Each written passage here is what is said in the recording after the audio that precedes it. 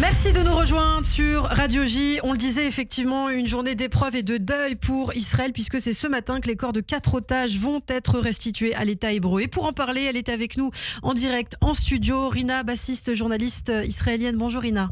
Bonjour Ilana. Merci beaucoup d'avoir accepté notre invitation. Alors c'est vrai, on vient de l'entendre, hein, les explications, les précisions de Pascal Zonshine. C'est important aussi d'entendre votre analyse en tant que journaliste. Benjamin Netanyahou l'a dit, aujourd'hui c'est mon cœur qui est déchiré, mais c'est le cœur de tout le monde entier qui devrait être déchiré. C'est terrible, mais c'est une nouvelle qu'on attendait un peu, et on l'appréhendait, on espérait encore depuis des mois, et finalement il semble que cette information est vraie, puisque toutes les listes qu'ont transmis les otages ces derniers mois se sont avérées vraies, hein, Rina. Oui, c'est une situation terrible. Il y a le Forum de famille des otages qui a justement demandé à tous les Israéliens de se mettre à se défiler au long de cette route qui va amener de Kerem Shalom, le point d'entrée de la bande de Gaza de corps, dans des ambulances militaires, jusqu'à l'Institut d'Abu Kabir à Jaffa, autour de 140 km. Ouais. Il y aura des gens avec des drapeaux, des gens qui vont exprimer leur tristesse profonde face à cette nouvelle. On avait juste à la dernière minute cette lueur d'espoir, comme si c'était une erreur, comme si Hamas essaie juste de jouer avec nous, comme si Hamas, peut-être, on espérait garder les deux enfants et leur mère jusqu'à la dernière minute pour continuer ce terror psychologique. Et là, malheureusement, on a l'impression, en tout cas, on attend bien sûr la confirmation, mais que c'est ça. Et les médias israéliens ont dit qu'ils ne diffuseraient pas les images de propagande du Hamas parce que, évidemment, c'est ce que va faire le groupe terroriste aujourd'hui.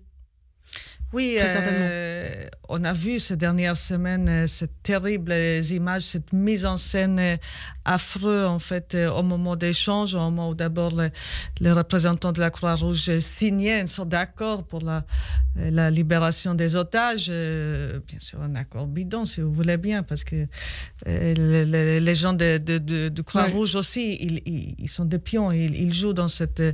malgré eux, je pense. Ouais. Hein, d'ailleurs, oui, on s'est demandé théâtre. S'ils étaient obligés ou pas de le faire. On n'avait pas vraiment la réponse.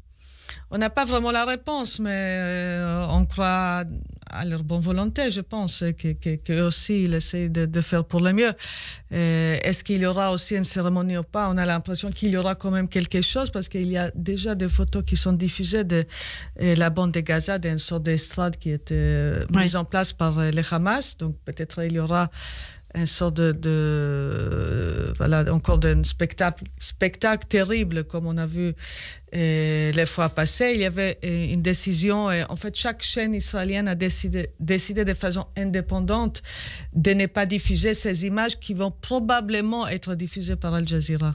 Alors, une petite précision peut-être, parce que c'est vrai que depuis le début de la guerre, Israël a dit qu'elle ne relâcherait pas des terroristes, notamment impliqués dans les massacres du 7 octobre. Et ce qu'on voit là ces derniers jours, c'est qu'apparemment, en échange, des terroristes qui ont participé au massacre du Hamas le 7 octobre vont être libérés, dont c'était Eva qui le disait hier, qui a retenu en otage un Israélien chez lui. Est-ce qu'on a plus de détails sur l'identité de ces terroristes?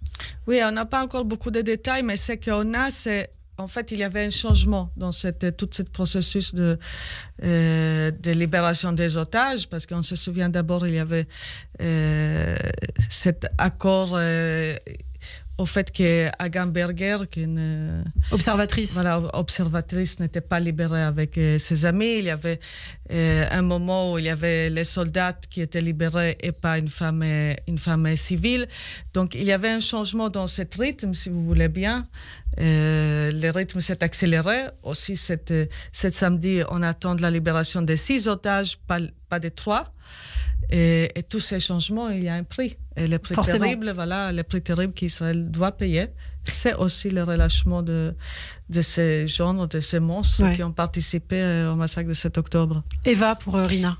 Rina, c'est ce matin donc que le Hamas va remettre à la Croix-Rouge les corps de ces otages. Ces otages ensuite seront transférés à l'Institut de médecine légale d'Abu Kabir. Il va falloir les identifier. Comment ça se passe? Combien de temps ça prend? Qui s'en charge? Bon, il y a toute une équipe qui était reconstituée à l'Institut Abou Kabir. Il y a des médecins pathologistes, des dentistes pathologistes. Donc, une équipe très professionnelle qui est déjà sur place depuis plusieurs heures, en fait, depuis hier déjà. Ils attendent ça. Ils ont aussi préparé des pièces pour des familles. Si les familles veulent être là-bas pendant ce processus, on ne sait pas encore comment ça va se passer côté famille pour l'instant. L'Institut même a annoncé qu'il s'engage en fait de donner une réponse positive ou négative dans 48 heures, mais ça peut aller beaucoup plus vite. Ça peut aller dans 1 heure, 2 heures, ça dépend en fait, malheureusement. Je peine de le dire de la situation des corps qui vont arriver. C'est vrai qu'il y a une information qui a circulé hier, notamment concernant le petit Kfir Bibas qui a été kidnappé quand il avait 9 mois. On a dit que ce serait compliqué pour lui l'identification parce qu'il n'avait pas forcément de dents quand il a été kidnappé. Et donc l'identification peut prendre plus de temps. C'est vrai ? Oui, forcément, si quelqu'un n'est jamais allé dans sa vie chez un dentiste, il n'y a pas l'empreinte, il n'y a pas de photos, d'extraits de sa bouche. C'est pour ça, je pense que l'Institut s'est donné en fait 48 heures, parce que ça, c'est le temps qu'il faudra pour extraire l'empreinte de la DNA. Et là, il y aura une réponse concluante. On l'a vu ces derniers temps, évidemment, le but d'un groupe terroriste, c'est de terroriser et de faire sa propagande. Certaines personnes ont diffusé sur les réseaux sociaux le nom des otages qui seraient libérés. Là, aujourd'hui, il risque aussi d'y avoir, Al Jazeera, vous l'avez dit, qui va diffuser les images de ce qui se passe à Gaza. Il y a toujours le risque avec les réseaux sociaux, vous l'avez dit, hein, les chaînes de télévision israéliennes, elles ne le diffuseront pas, mais sur les réseaux sociaux, des personnes, pour dénoncer de bonne foi parfois ce que fait le Hamas, diffusent ces images. Qu'est-ce qu'on peut leur dire à ces personnes? Parce que ça fait déjà depuis plusieurs jours en fait que ça dure. Oui, je crois que c'est en fait dès le début de ce processus de libération des otages. Bon, Israël est un petit pays, tout le monde est sur des groupes WhatsApp, sur Instagram, sur Facebook, sur tous les réseaux sociaux. Il y a des gens qui n'arrivent pas à s'empêcher parce que justement, il y a Al Jazeera, mais il y a aussi d'autres médias en fait de Hamas qui diffusent des images.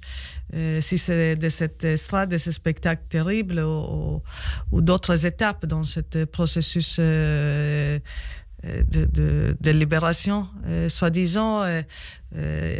On regarde même, quand on voit les photos d'Al Jazeera, on voit même dans la foule des gens avec leur téléphone qui sont en train de filmer, et toutes ces images sont diffusées après dans les réseaux sociaux. Il y a le forum des familles des otages qui ne cesse pas à répéter et demander que ces images ne vont pas être diffusées, qu'il faut respecter les familles, et il faut respecter les victimes même.